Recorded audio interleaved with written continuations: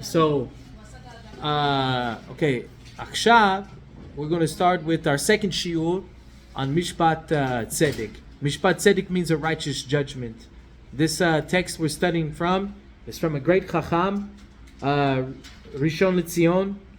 He was the head rabbi of Yafo, and his name is Rabbi Chaim David Halevi. And like I said last time, a lot of his writings, they are starting to make their way back into the communities in Israel, especially his Piskei Halachot, his rulings on law, especially within the Zioni community, the religious Zionist community. Yeah? But he is a phenomenal person. He had the zchut and he had the merit to learn with the first chief Sephardic rabbi, Rabbi Ben Uziel, and Rabbi Avraham Kook, who Earth and I are studying his book, Musar Avicha, right now at the JCC, if you're ever interested, 2 to 3. Musar Avicha, Rabbi Kook's kind of like a little bit, it's not his magnum opus, but it basically discusses moral character development. So, but Rabbi Chaim David Halevi was a great Rav, phenomenal rabbi, and he's going to walk us through what is a righteous judge. When he's talking about Dayanim, he's also talking about any person who's in a position to help the community in matters of halakha and Jewish law, right? What kind of character should this person have? So we'll do like a quick review, just a quick one, on some of the things that he said. Remember, he gave us an example at the beginning. He says, first he gives us the pasuk, where this comes from, right, in the Torah. It says, Shoftim v'shotrim titein lecha bechol she'arecha, right? You will have judges and police officers, if you will, in all of the gates. Amar Rebbe Levi, lama hadavar domeh? What does this matter like? What does this mean, this pasuk? It's like a king, and he had sons. He had a lot of sons, right? But he loved his youngest son, the smallest one, the most. And we brought up the question last time, is it permissible for you to show difference in your love for your children, even though you maybe in your heart you do like one more than the other? And we ruled halakhically, you're not allowed to physically show it. It's not an avera, it's not a sin that you feel that way in your heart, that you like one kid more than another. You shouldn't beat yourself up over that, but you should never show it in your actions that you do. Because we know the famous story of what happened when that happened. Yeah, Yosef, right? Yaakov, Mamash, demonstrated his affection and love more for Yosef, and it led to some crazy consequences. Of course, we ended up in Egypt, and the rest is history, as they say. But then we go on, and he says, "Vehaya lo pardes," and he had a pardes. Now it's interesting that he chose this particular word, pardes, because he could have said gan. He still could have said a garden, but he used the word pardes, because pardes, as we learn in the Gemara in Masechet Chagigah, there's 4 levels to the pardes of learning Torah. Is anybody familiar with those 4 levels? But what is pardes? Pardes is paradise. Okay. Pashat, nachon, maod. What else? I used to know last year. Pashat. And then the reish, because this stands for, like, the word pei, reish, dalet, and samich stand. It's an acronym for it. Pashat, you got that starts with pei. So we have next is the reish. Does anybody know what the word in Hebrew for hint is? Like, let me give you a hint. Remez. Remez is hint. So there's a level of Torah that it hints to things that are not mamash, like telling you to your face. And then you have, Shalom gave it. Then you have the dalet of the word pardes, right? This is drasha. Drasha is explanations, to explain. And then you have what is referred to as the sod level, like the secrets. Okay? Sitrei Torah. Nachon, the codes, hakol. You have the Sitrei Torah. This is pardes. Okay? But he used this word on purpose, b'kavanah, Because when he's referring to this, when Rabbi Levi gives the dugma, the example, that he has a lot of sons, he has a young son that he loves the most, he wants to give him the pardes. Those who study Torah in all four levels, they are constantly, if you will, even though they're physically in this dimension, this world we call Olam Shefel, right? Olam Shefel is like the bottom, right? But when a person connected to Torah, from the Peshat, Remes, Drasha, and also Sodot, they connected, they have heaven with them, inside of them, right? So this king, he has this pardes, one pardes, that he loves more than everything. And he wants to give it to the young son, right? So he goes and he says, the king says, I'm going to give this pardes that I love more than all that I have. I'm going to give it to the small son that I love from all of my sons. And thus HaKadosh Baruch Hu, Mikol ha'umot shebarati, Eini ohev ela liYisrael. I have a lot of nations. God created all the nations, but there's one nation I love, little old people, right? I love them so much, I'm going to give them the pardes. I'm going to give them the key to the most expensive, amazing vehicle I have on the lot, right? I'm giving it to the Jewish people, right? To Israel. And Eartha, we talked about this earlier in the class about what is Israel. According to the Navi Zechariah, Yisrael is not always just Zera Yisrael, the seed of Israel. It'd be any righteous person who seeks emet, who seeks truth, whether they be a Jew or Gentile. Remember what we discussed, how the Rambam said? That the Rambam said that a goy, and you know it's terrible that this word a lot of times is used as a negative connotation. It's terrible. Because also Am Yisrael is called a goy kadosh, a holy nation. We're also called a goy. Goy just means a nation, that's all it means. So, the Goyim, out of all of them, we were chosen to be a Goy Kadosh. But, what does the Rambam say? Rabbi Moshe Mamon, he says that Afilu, HaGoy, a non-Jew, a Nochri, if he attains a level of holiness, he or she, they can receive Ruach HaKodesh, and Marie, not only that, they can receive Navuah, prophecy, right? Do you think, like, we were talking when we were coming over here, like the Buddhist monks or something like that, they can receive it, yes? Like, you hear them, like, not them worshiping an idol. I'm just saying them, because I remember growing up, and I guess there was a protest where they set themselves on fire. And Yeah. Do you remember all that? I think I And remember, that yeah. They didn't run around like in pain or anything like that. And I could have sworn I read something where it was in the Jewish like mysticism where it says you can reach a level during prayer where you're here, like you said physically, but your spirit has risen up to heaven. Mm-hmm. So if there was a Zadok and he was praying and I guess a snake bit him or a bee stung him or something, and like his students were like, didn't you feel it? And he was like, I wasn't even here. I don't know what you're talking about. Yeah. Is Yeah. something like this? Yeah, there's definitely They a... don't believe in. Right. Well, you know, so the thing about it is that in Judaism, remember we talked about the Sanhedrin, the great court? Remember we talked about when someone tells you to go left, but you know it's right, you got to listen to what they say? Remember how we discussed in the last class that that's not what that means? And people misuse that phrase all the time, right? It only meant if you went to the Sanhedrin and you were dealing with something that was mufla, something that was out of the ordinary. And so let's say Maria's davening, man, she's like soaring in the heavens. Her kids come in and they see a snake just bite her. And they're screaming. She doesn't hear them scream. She comes down from her tefillot and nothing happened to her. And they're stunned by that, right? And not only did she not die, but the snake died from biting her, right? So then they go to the Sanhedrin to have a question.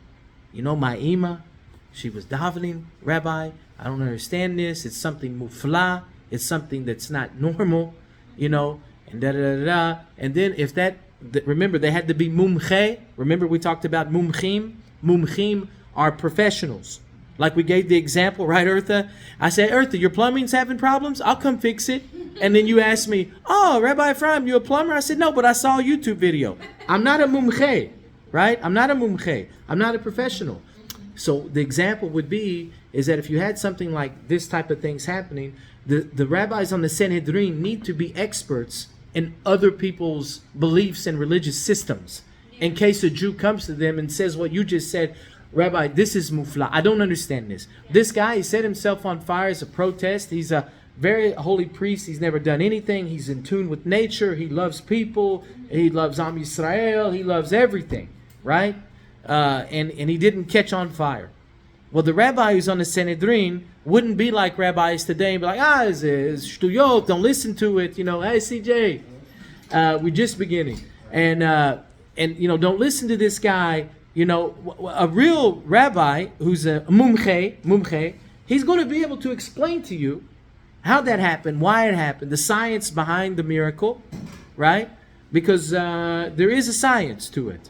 It is something that is beyond our intellect. Okay, we call this sechel nevdelim. Sechel nevdelim means separate intelligences, and when these separate intelligences interact with us as human beings, they enable us to have insights and abilities that otherwise we wouldn't have, right? So some people might even call them malachim, angels, right? So we're going to talk about, now here we're talking about something kind of mystical, what you're talking about. We're dealing right now with the Mishpat Tzedek, but don't think that it's something separate than what we're talking about, because it's not. Because we're going to read in a minute about how whenever a dayan, a judge comes and he's going to judge, he's got to be really careful, because we're going to learn from in the book of 2 Chronicles from Yehoshaphat, King Yehoshaphat, that when you sit in judgment, who do you think you're judging when you sit in judgment? You think you're judging the person in front of you. You're judging, it says here, and it's such a statement, you wouldn't believe it, but if it wasn't written in the Torah, it says that you're judging God. So they ask a question, how can a man of flesh and blood judge God? No, this is the yachasit. This is the attitude that a dayan must have when they sit in front of someone to pass judgment.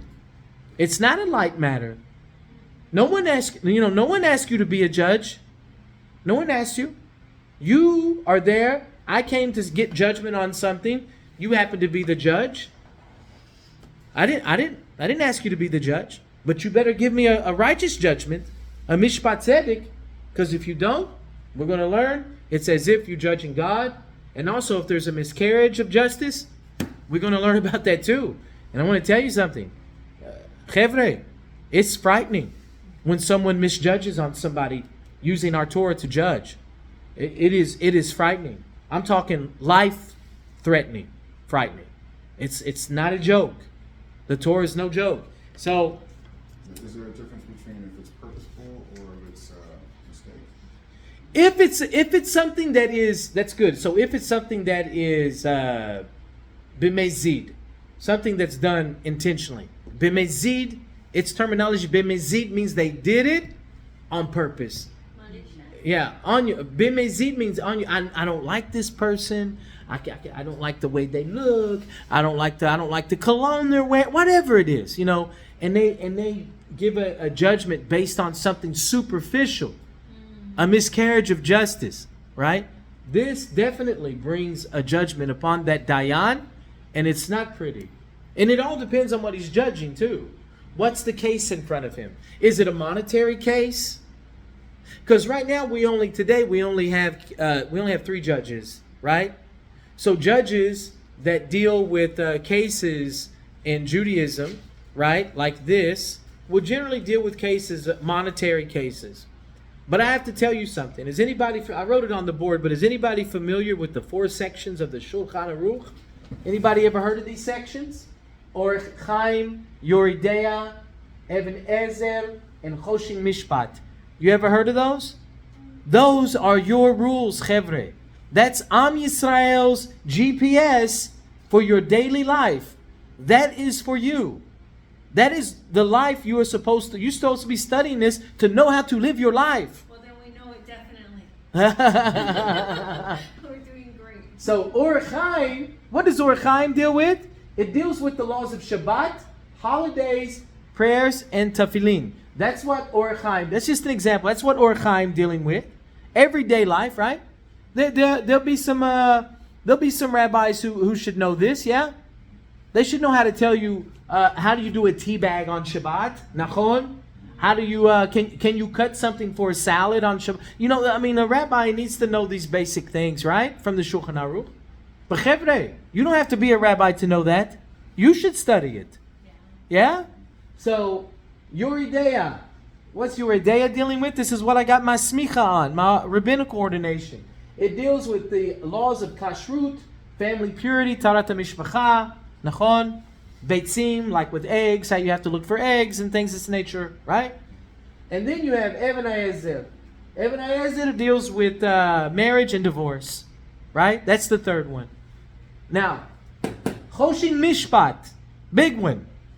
It deals with business, partnerships, and contracts. I have a question for you. Out of those four, which one do you think is studied the least?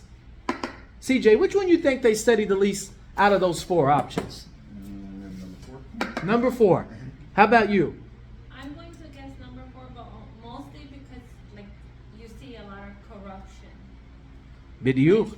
If they knew, I don't think they. I think honestly that some intentionally don't, so they can be like, oh, I'm ignorant. We don't know. That could be motivation. Lama lo. Shirley, mat choshevet. Which one do you think is studied the least out of these four on the board? So I was originally going to say number 3 because I feel like everyone kind of just does what they believe is right in terms of marriage. But I guess I agree with number 4. It makes the most sense. Okay, Eartha, mat choshevet. What do you think?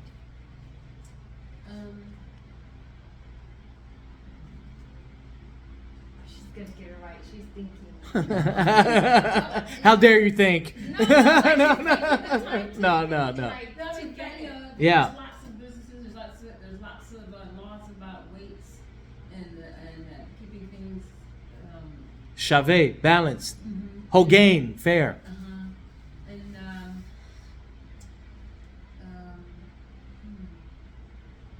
kosher, I think that's studied a lot. That's studied a lot, usually, yeah. People usually know about kashrut, basic stuff. Laws of Shabbat, people usually know nachon. Marriage and divorce, yeah. But what do you think at the end? 3 or 4? Maybe 3. Think 3? Actually, I think 1. Actually, You think number 1 is? because I think parts of it is studied a lot, but I think parts of it is not studied. It could be. It could be. But I'm going to tell you, in the rabbinical world, the section that is studied the least amount 2. is 4. I knew it. Number 4. That's fine. If you want to see, according to Rabbi Yaakov Peretz, from the Yeshua Heber Sephardic Center in Jerusalem, if you want to see the beauty of the halakha and the intricate relationships that you have to know how to deal with 2 Jews who hate each other over a business deal, you need to study the laws of Choshin Mishpat. Because that gets down, as we say in English, to the nitty-gritty. That teaches you how to deal with human nature. Because there's nothing more revealing about a person than how they do their business, how they do contracts, whether they even do contracts or not. Sometimes people like to be ambiguous, yeah? I didn't say that, CJ. Yeah, you did. Is it on paper? Huh? Right? So how do you handle a situation like this? Chevre, bemet, if people spent more time, our people, Jews, spent more time on Choshin Mishpat, maybe we would see less names in the news media today with certain last names that are connected to our people, in business. I just thought because, with different businesses, and, I think one business has, sell books. Can another business across the street sell books? Would they cause, Competition? That She'ela tova. She'ela tova. That is a good question. So the rabbi needs to know something, Eartha. So you came and asked a rabbi this question. His question to you is going to be, well, Eartha, did one of them start their business before the other? And if they did, how long was that business open? And the second person who came in with their business, did they already have a business before they got here that was a book selling business, but it's their main source of parnasah too that they brought in here? Or did they open at the same time? Right? You have to really dig into to find out what the motivation is. You understand? Listen. If I found out that CJ, whose family's had a bookstore in his family for over 100 years, and Ruben over here don't like CJ, and he's got a little money, and he don't know nothing about the book business, and he opens up a business in order to try to hurt CJ, now that's something else, yeah? That's not justice. It's not justice for me to tell CJ, hey, sorry CJ, doesn't matter your family's been here 150 years selling books. This guy's got better deals than you, right? You know, and stuff like that. You know, you have to give a fair judgment. You know, it has to be fair. Now, here's another thing. If you come into a courtroom and the judge recognizes one of the other Jews more than the other, you're done. You're done. Al pi halacha, a dayan cannot intentionally recognize people that come before him. Oh, how you doing, Marie? How's the kids? No. CJ's like, what? He's going to be going, whoa. We got a case going on here. We're out of business. She out of business. And I'm bringing her to court. And I see the Dayan is buddies with Marie. His wife knows Marie. They drink at Starbucks. They hang out. You think you're going to get a Mishpat Tzedek out of that case? Come on, Chevre. Doraita prohibition. So, Doraita prohibition, nachon, bidiyuch. Do you understand what CJ just said? It is from the Torah. You're not allowed to recognize one man over another when they come before you for judgment. Nachon, hutzodek. You're not allowed to do that. If you do, we're going to read in the Shulchan Aruch what it says about a judge like that. He has to be stoic. There's no, listen, I'll tell you a story about a rabbi from Chicago, Rabbi Barrel Wine. Rabbi Barrel Wine is famous for doing a tape series and a video series on Rashi and the Rambam. I think he's still alive, I don't know. But a wonderful rabbi, Chacham. He once was chosen to be a Dayan on a court case. The guy came over and knew he was going to be a Dayan and knocked on the door. And he said, hey, listen, we got this case, you need to... He said, what are you doing? He goes, you think just because I know you, I'm going to... He goes, no, I'll take care of you, whatever you need, you know what I mean? Rabbi Barrel Wine says, you know what? I'm really sorry that you think that little of me. That I would be so quick to sell myself out for you for money. That you think that little of me. I don't know. He said, you know what? Mechila, forgive me. Rabbi Wine asked him, forgive me. I must have done something to make you think that I could be bought. Because I can't be, but forgive me. Obviously, I did something to make you think that. And so, no way, It's something very serious. If you miscarry a justice, especially among God's people, chevre, it's not a joke. And let me tell you, he specifically calls out Doraita, one group of people in the community, that you better not do a miscarriage of justice, even though it should not be done to any Jew. And guess who it is? The convert. You are not to oppress them in judgment. You should not do that. Because when you do, Hashem steps in as the judge, and then he brings justice. But, so we see the story. We're reading the story to give the example from the pasuk that says, Shoftim v'shotrim titein lecha bechol sha'arecha. Right? You give judges and stuff. So Rabbi Levi, he has a question immediately on this. He says, well, wait a second.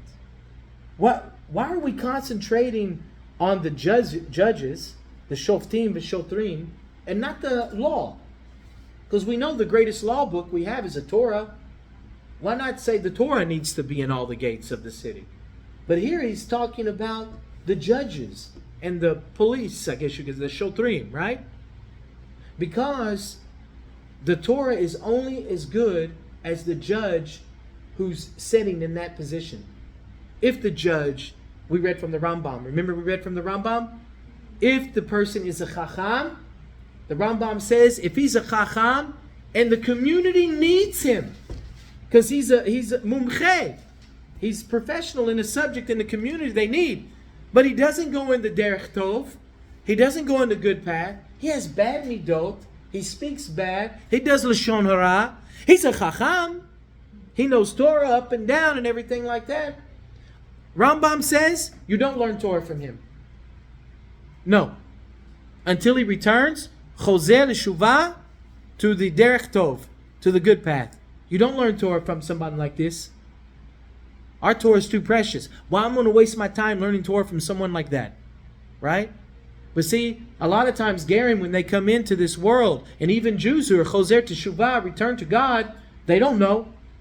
They just think, well, that's all I got. I got to listen to this. Chevre, you find someone that has a good personality, someone who loves humanity.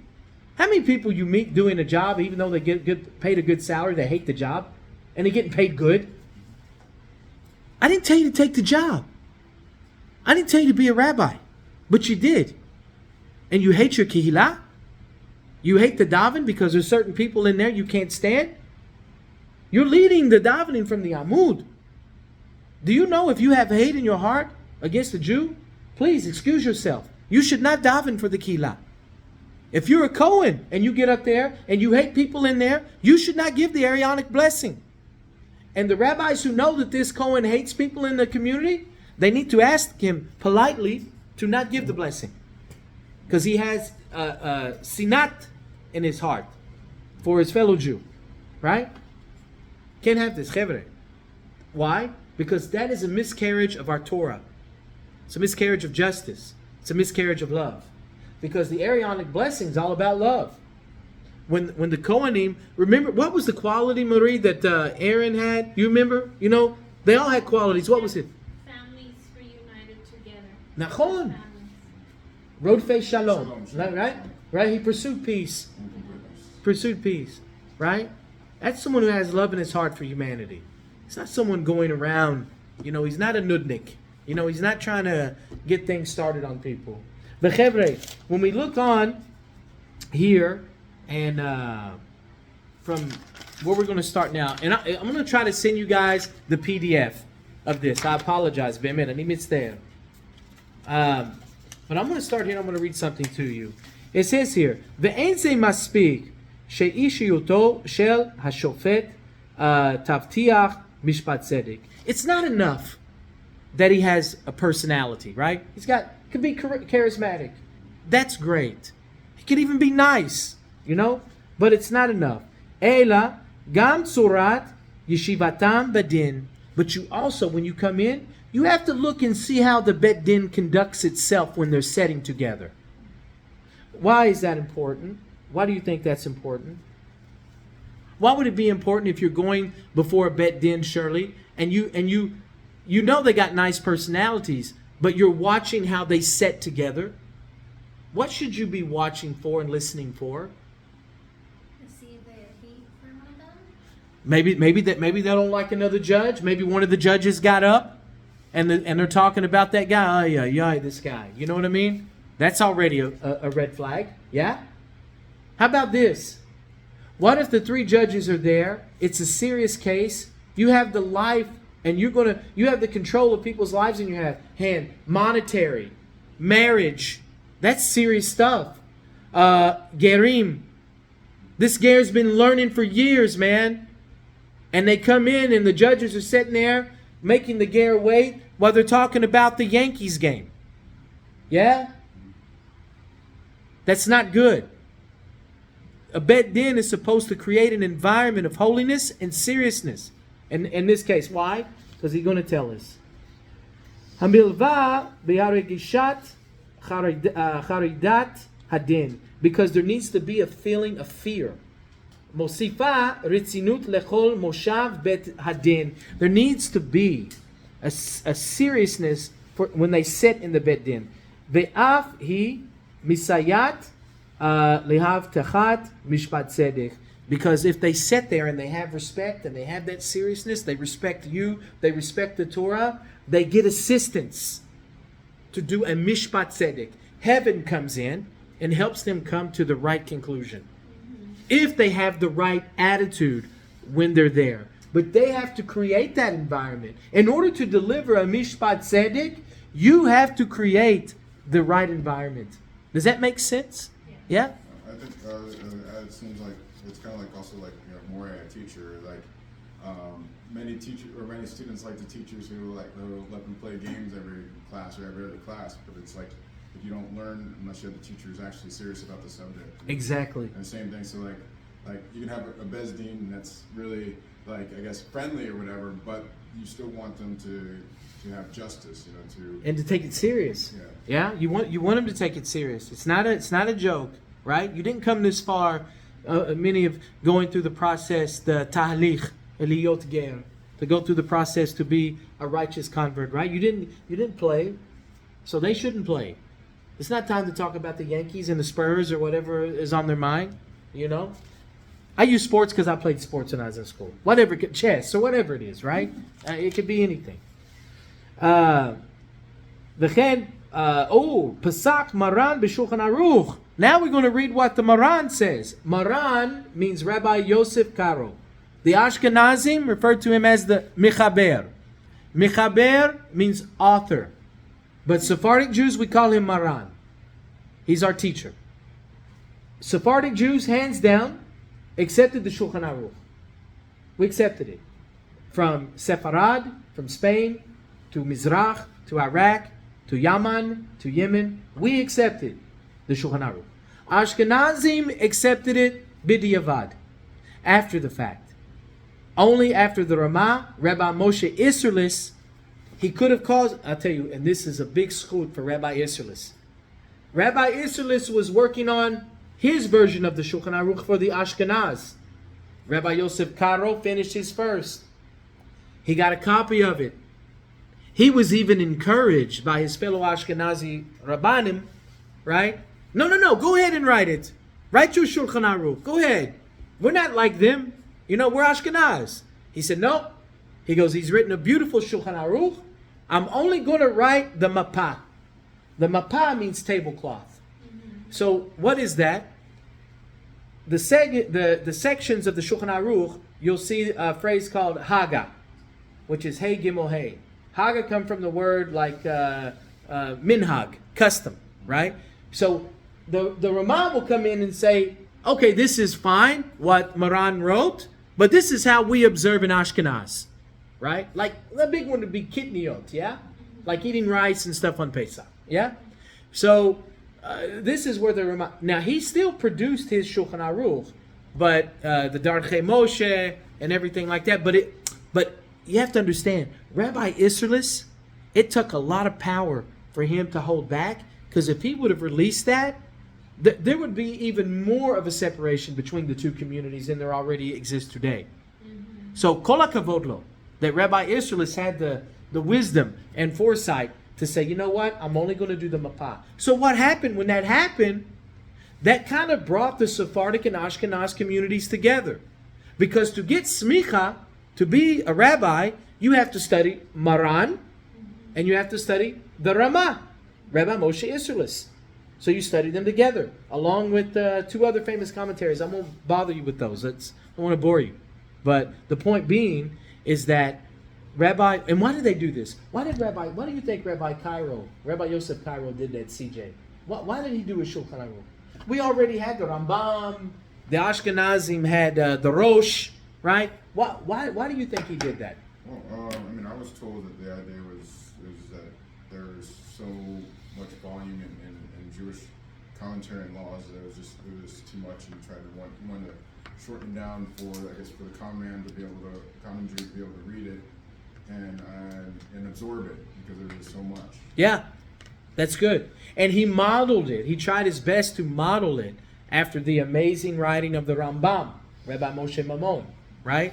Because Rabbi Moshe Maimon, he also wanted to bring the Kehillah, the Jewish community, together, right? That they would know the halakha. That the most simple Jew, if he studied his Mishnah Torah, he could come to the rabbi, even the greatest rabbi, if he was learned in the Mishnah Torah, and the question that he would ask the rabbi would be so brilliant, would be so amazing, that it would actually cause the rabbi to actually have to think. And it wasn't to be done on purpose. I'm going to make this rabbi think and use the cells in his brain, right? It was a real serious question.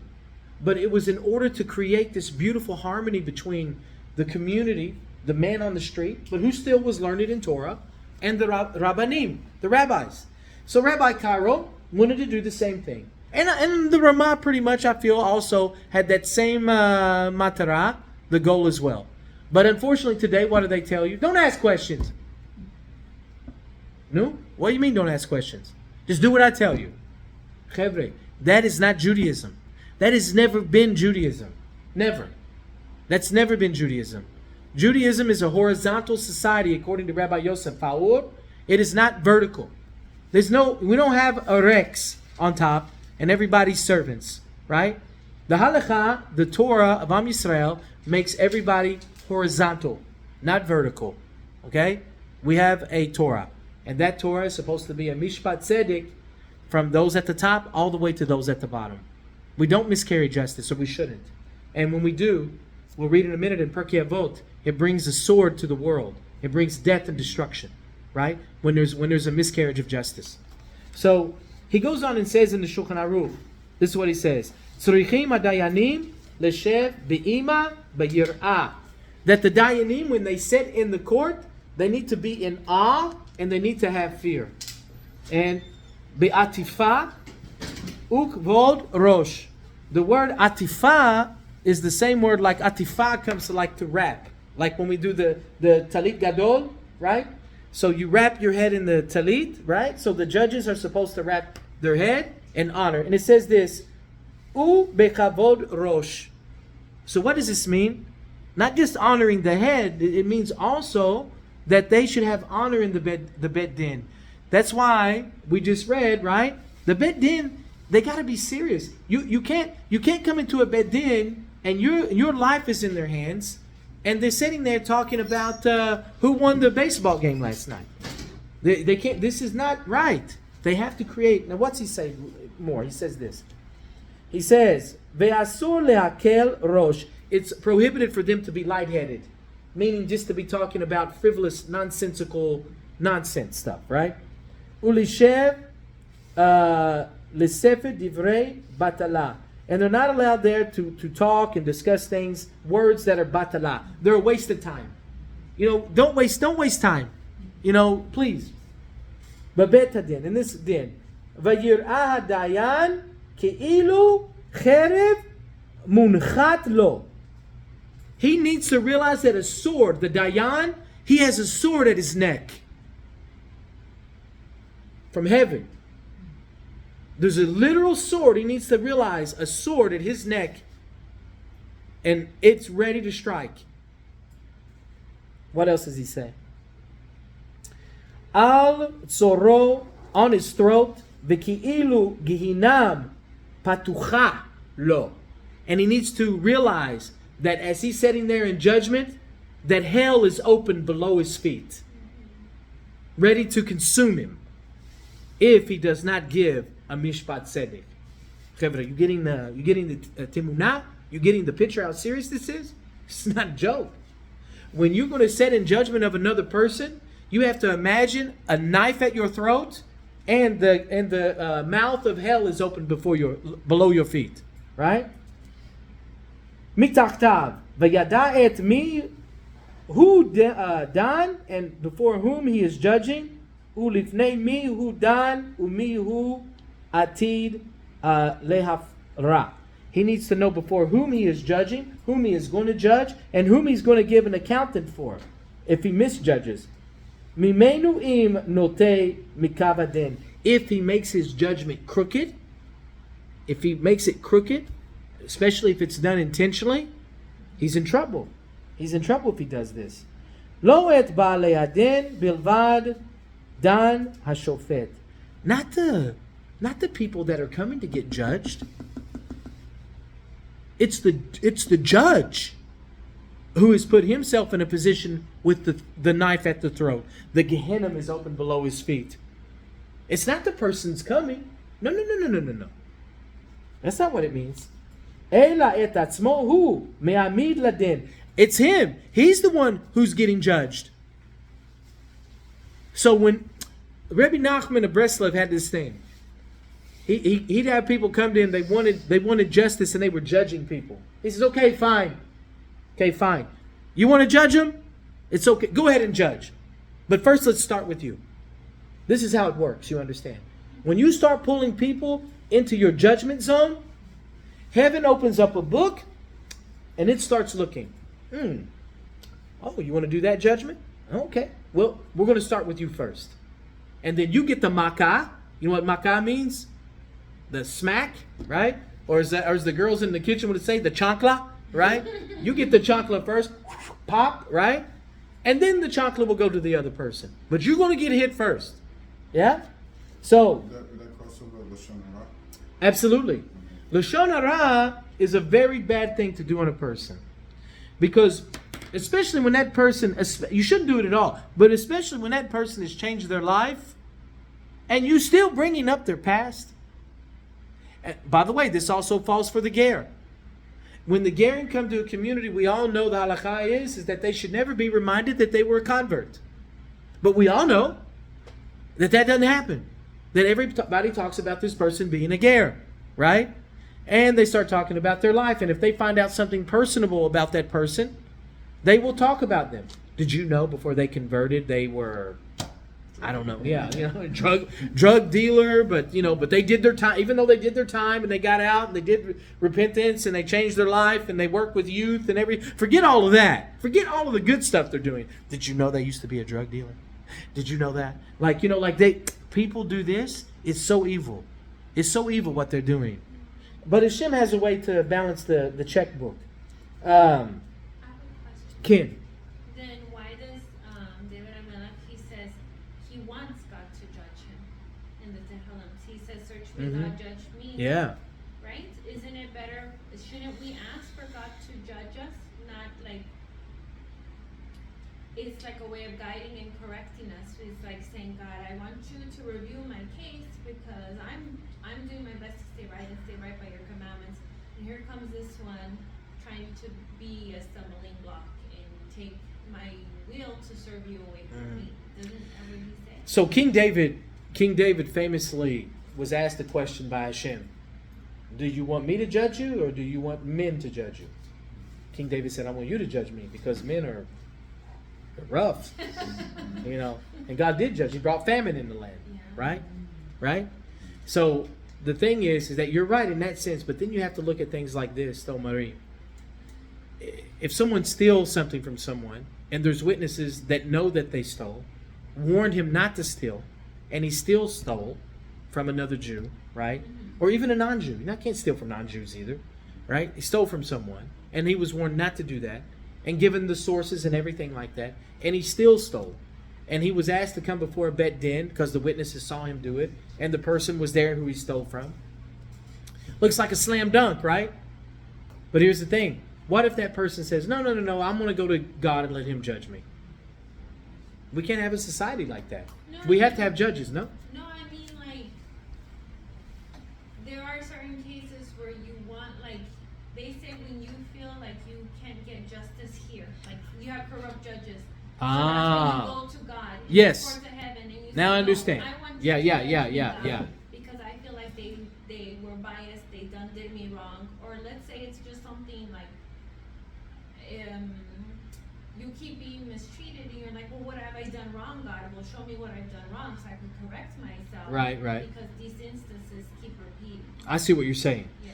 See, but this is good. See what we're doing now, the dialogue is opening up. Because I was thinking one thing, and you had to come and correct me and say, no, that's not what I was thinking. So, but at least you learned something from my side, and now I'm learning something more fully from your side.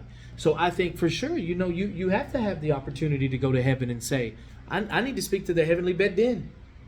There's been a miscarriage of justice here. This is not correct, God. And that is the right thing to do. You should go to God and bring your case before Hashem. Absolutely. So, but then once you do that, right? You have to walk away, and you have to have faith that God is going to take care of that situation. Yeah. A lot of people, and we all know this, even though they might ask God to step in and they pray to God, they hold on to certain energies that are negative. And because of that, it still opens them up to judgments through anger. Chevre, if you want to know what opens the door the widest to bring judgment on you, is ka'as. You know what ka'as is? Anger. Anger will bring judgment. It is, oh man, you are like a steak dinner to the forces on the other side when you're angry. They're like, oh my, I didn't order a steak, but I'll take it. You know, that's what you're like to the other side. You are steak, potato, asparagus, the soup, everything. You're the whole thing, man. Dessert, all wrapped into one when you're angry. Anger will, man, it's such a powerful force. Isn't anger known to be like idol worship? It is.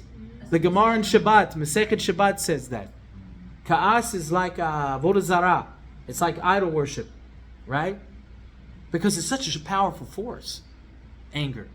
The example you brought up, David Hamelech went through so much.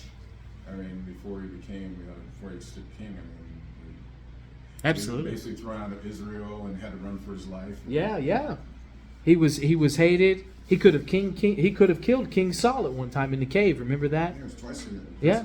Two opportunities. 2 times he could have killed him. You remember when he was in the cave and King David, he was talking to God. He goes, Hashem, all of the creations, I can see the wisdom, but why did you make the spider for? And it says Hashem told him, someday you'll see the wisdom in the spider. So while he was sleeping, the spider, it weaved a web so amazing and so thick that as he was sleeping, that's when King Shaul walked in the same cave, but the web was so thick he couldn't see through it, and King David was on the other side of the web.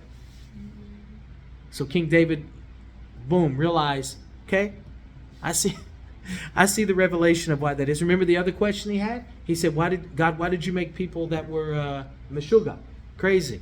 He says, don't worry, you'll see later. Remember whenever he gave himself over to the police team, the king of the police team, and he acted like a madman, and they didn't kill him because they thought he was just a crazy guy? Saved his life. Interesting. But that's a good question. Like, should I be able to go to the Bet Din in heaven if there's a miscarriage of justice? Yes. So I have a comment or question. So the author of the Tanya, they threw him in jail because they didn't want any religious books to be written, more or less the Tanya. Mm-hmm. And from what I understand, he was asking God, why? I'm trying to put forth your word. I mean, these are things that's coming in my brain. I can relate to that because when you're right and stuff's coming in your brain, and you just want to write it out. And he got the revelation that he was being judged in heaven, and and at first it was like, well, it's too soon for you to release this. Well, then he was released from I don't have all the dates right or anything like that. But right. He was released from prison. Yeah. And that was the message that it was okay for him to go and finish writing the Tanya.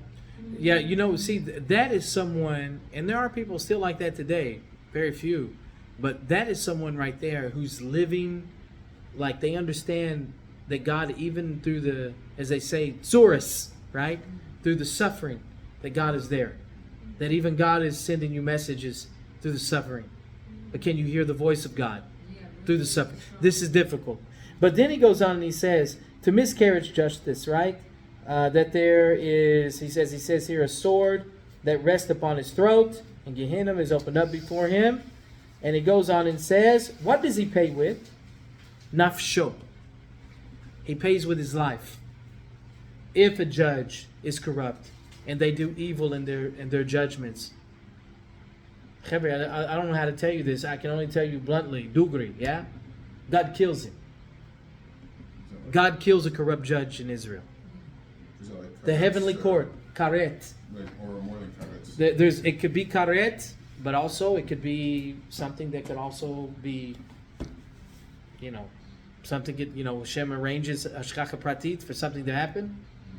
and he's killed for his miscarriage of justice. It is not a joke, friends. Remember, I didn't ask this person to be a judge. They became a dayan. They wanted to sit on a bet din. They wanted that. You understand what I mean? So if you want that, that's fine.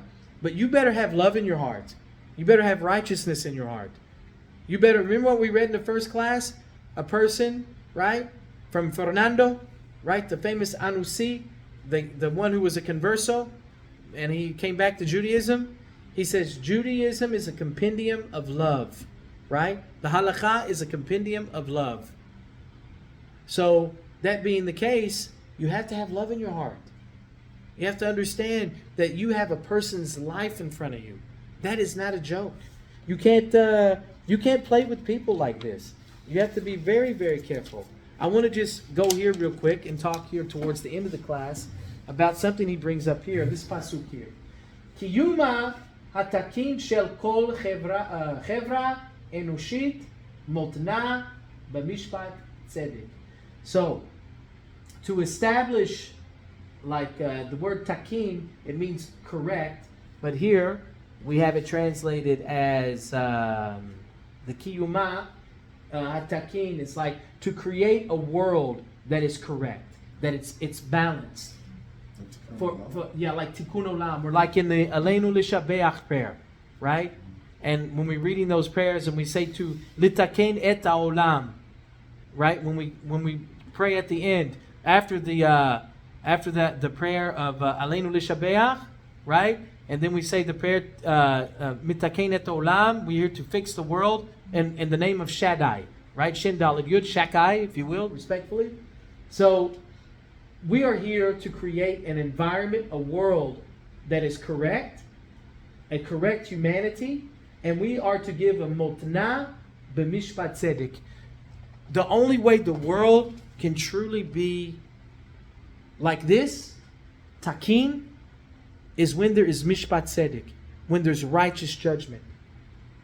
Chevre, when there is not righteous judgment, the world is going to go to you nowhere in a handbasket. It is going to go down fast when there is miscarriage of justice. And of course, this isn't only even in the Jewish world. This is in any society, because it says humanity, enushit. It doesn't say just Israel here. If he would have just said Chevra Yisrael, humanity of Israel, that's not what he said. He says Chevra Enushit, humanity. When there's corrupt judges and they have miscarriage of justice and they're punishing the wrong people, this is mamash evil. Now, I want to talk to you about two concepts here. I want to talk to you about the concept of, find it in my notes, because it says in Pirkei Avot, chapter 5, Mishpat 9, it discusses what brings destruction in the world, and of course, it's a miscarriage of justice. But he uses two words here. He uses the word inui hadin and avut hadin. Inui hadin, they're two different things. Like, where's the only time that the Torah tells us that we are allowed to anat atzmenu, we're allowed to afflict ourselves? It's coming up. Yom Kippur, right? We can afflict ourselves for a period of time. So what do we not do on Yom Kippur? Don't eat. Jews love eating, right? And we don't get to drink, right? Hasidim love to drink. We don't shave, right? And it goes into all things. Yeah, don't wear the leather shoes, right? It goes into a lot of other things. So when we're looking at the word inui, let me write this so you'll see it, okay? And this is what we'll basically end our class on this one. So we have the word inui, ein, and then we're going to have nun, inui, and vav, inui, right? Inui. And then we have the word avut, which is ein, and then you're going to have vav, and tav. Ivut, right? Inui means to extend judgment on someone far too long. They've been waiting for a judgment, but you've made them wait so long whenever the judgment should have already been given a long time ago. This falls under the category of inui. That is a miscarriage of Mishpat Tzedek. If you're doing inui on people, this is wrong. You are causing them and their families to suffer because you are not giving the judgment in a proper time, right? Ivut is lehefik. You give a quick judgment, but it's intentionally done wrong. You get a quick judgment, but it's like, but you'd be like, Rabbi, but wait a second. I have all the receipts and stuff like that this person owes me $50,000. I appreciate you doing a quick judgment, but no. You were wrong. You were wrong. They don't owe you nothing. They're looking over at the other person, right? So that's a quick judgment, but it's a wrong judgment, right? You didn't get the proper judgment. So that's a miscarriage of justice. It's like a two-tier justice system, huh? Yeah? Well, what if you get the right judgment but you don't pay enough attention to it? So like, I mean, you could be in a situation where, you're like, well, I clearly know this person's wrong, but you're not taking in the, because like, I know there's also the idea that you're supposed to try to get as many witnesses as you can to make sure you know the details of the case. Yeah. That's good, but it's not going to matter if the judge, you get all those people that come in here, you got witnesses, and they're all kosher witnesses and stuff, and the judge either does one or two things. He makes you do inui. He makes you wait and wait like years when that judgment should have already been settled quickly. That's a miscarriage. That brings destruction in the world. Or he gives a quick judgment, but it's still wrong. You'd be like, whoa, Rabbi, but I got all these witnesses. I got all this proof. But like, what if he doesn't do full justice like this? Well, I'm saying like what if he is in the habit of making quick judgments? Is what I guess what I'm getting at. If he's in the habits of making quick judgments, then you need to not go to that bed din.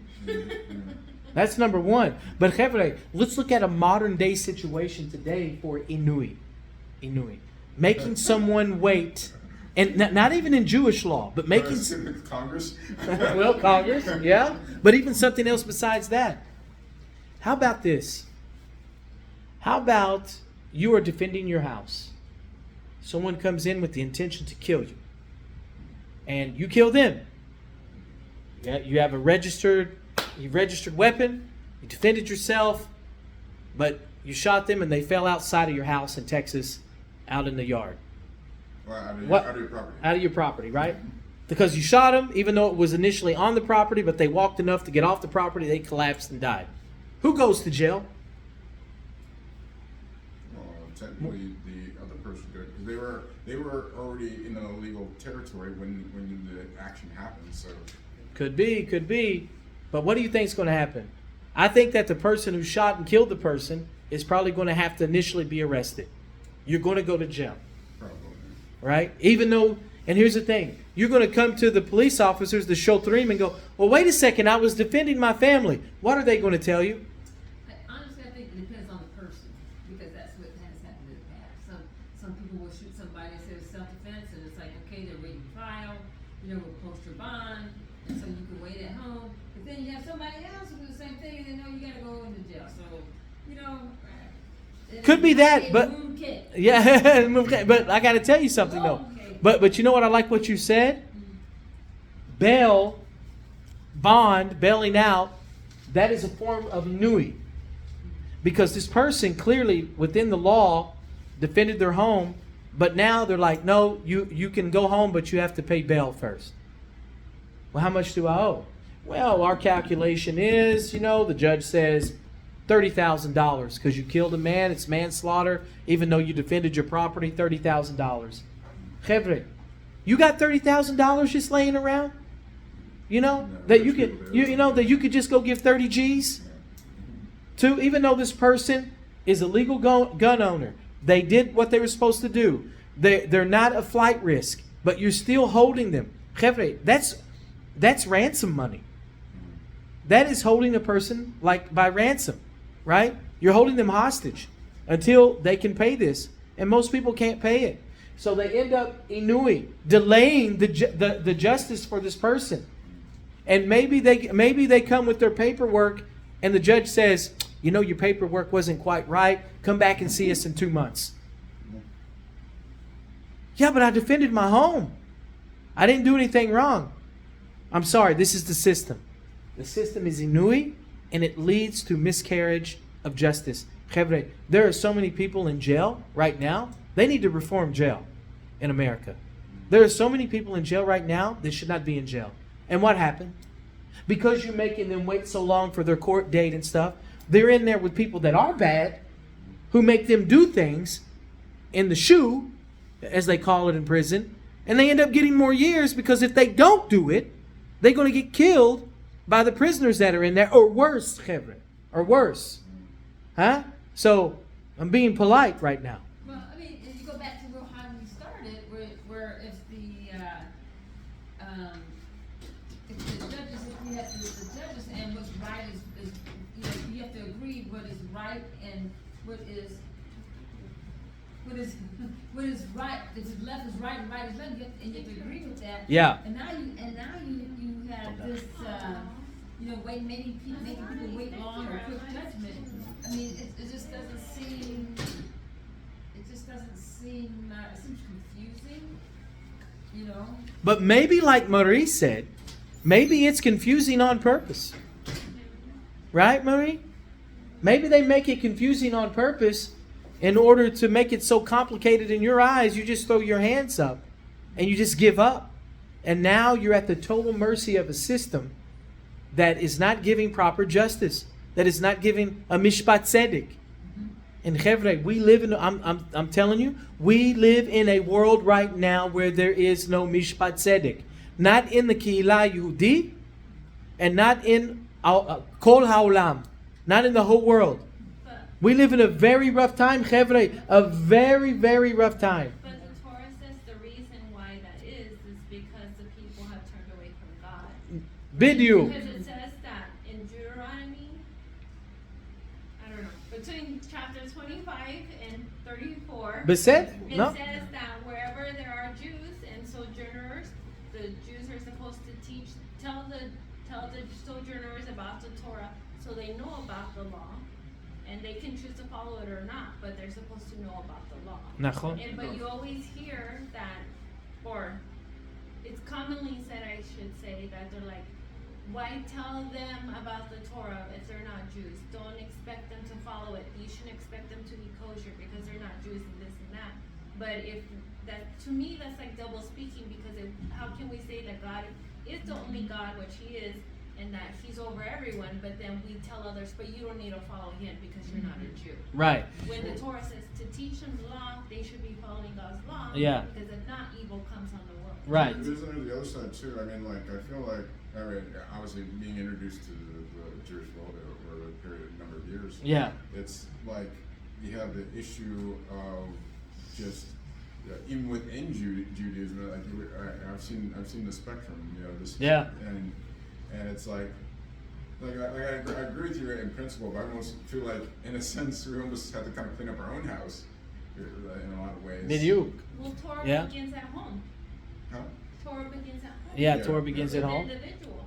But you're right, with the individual. But what power does the individual have, even though you made your home strong as a Jew, and you go out and you see your religious leadership not behaving properly? Moshe Rabbeinu did it. He was one. Yeah, that's Moshe Rabbeinu, Marie. Hello, that's Moshe Rabbeinu, Mom. There's one. Yeah, there's There's one. one. Okay, okay. There was It's one good. who No, started at home I got. when he was in the desert, right? Listen, look, the only one in here who could probably make a direct call to heaven and wake up Moshe Rabbeinu is Shirley. She's a Cohen. So. No, but I'm saying it takes one person. Like, Yeah. I always hear people say, but we can't do it today, but we can't do it today. Well, then why are you waiting for the Mashiach? Listen, I'm going Why to tell are you. going to say this? Right. By the way, I'm another series class that I'm going to do once I figure out the day. I'm going to do a class on the book of Daniel. And because that right there is where all messianic That is the foundation of all messianic revelation, especially even for the Notzrim, even the Christians. You know, that this is where they get their ideals from, the end times and the 9 weeks and all this stuff. But I want to do a class on that, because what you're talking about now is like you're talking about righteous leadership leading to the messianic era and all those things, right? From But the they prophets. say in every generation the Mashiach could come. There could. If only. If So, only. it would only be one, right? But Man. according to what CJ said, which is reminding me, if only the Jewish people get right. And it starts with the individual. Yeah. I'm not taking away from the individual example. I think you're correct. I think for sure you got to be strong individually. That's why we're doing these classes. Well, I'd say But as a balanced view, it's Yeah. like in your own life, like I would agree with you. Like when you go out and you interact with people, I mean, like I try myself. I don't broadcast, so hey people or just whatever. But I mean, I try to live a good life, and I think hopefully people see that. Yeah. And then hopefully at that point they're coming to me and they're getting information. Like, well, why do you do this? Why do that? When they have questions about Judaism, I answer those questions. But on Okay. but on the other hand, it's like that's good. you know, but it's like I don't think it's our responsibility to go out, you know, into the world and evangelize and No.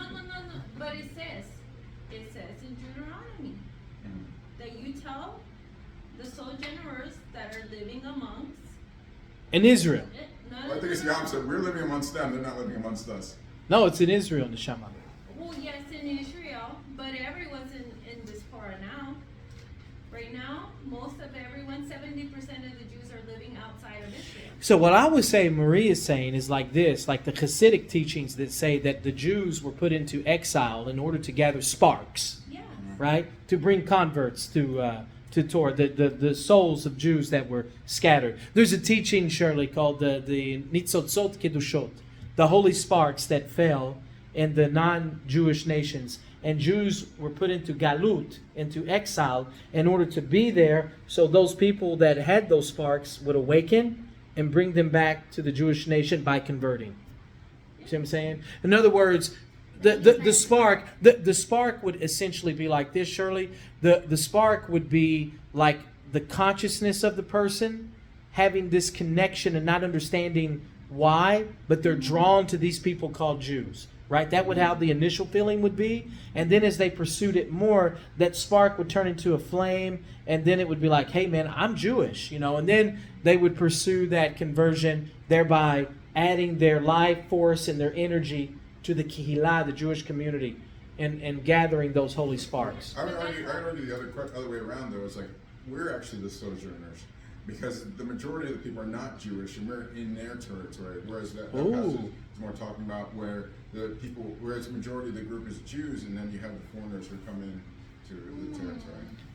I think that's what Deuteronomy is referring to, not to the idea of when you're amongst the nations. Here's the beauty of Judaism that I like, and it is from southern Spain with the Rambam and that before the Inquisition and things of this nature. The two types of Judaism Rabbi Jose Fahora talks about. There's static Judaism. Static Judaism is we're going to stay behind the wall and we're only going to deal with the non-Jewish world to a certain degree, but that's it. We're not interested in anything more. That's it.